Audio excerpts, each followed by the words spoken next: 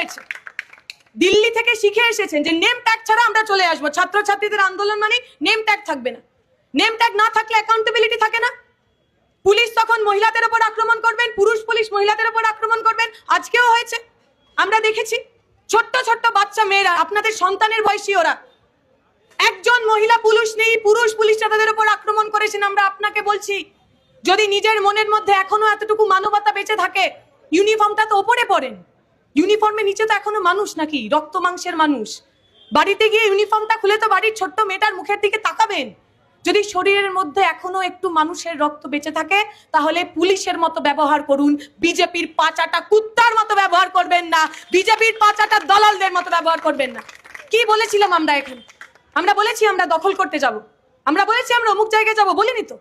গতকাল রাত এইখানকার পাশের এলাকার বিধায়িকা, যিনি একটা সময় খুব ভালো যাত্রাপালা করতেন, এখনো টিভির সামনে দাঁড়িয়ে যাত্রাপালাই করছেন। উনি রাজনীতিটাকে যাত্রাপালা ছাড়া অন্য কিছু বলেন বলে তো মনে হয় না। তো তার নেতৃত্বে গতকাল রাত্রিবেলা তাণ্ডব চলল।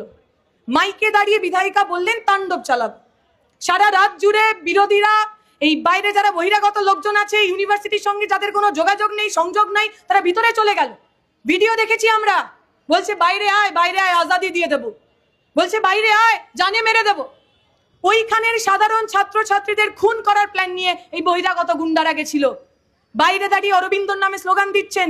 ঋষি অরবিন্দর যাদবপুর বিশ্ববিদ্যালয়, আর সেই অরবিন্দর নামাঙ্কিত যে বিল্ডিং, সেই বিল্ডিং আগুন দিয়ে পুড়িয়ে দেওয়ার চেষ্টা করছেন, দেখেছেন আপনারা? শুভেন্দু অধিকারী ডায়লগ দিচ্ছেন, গুন্ডা দমন আইন নিয়ে এসেছি।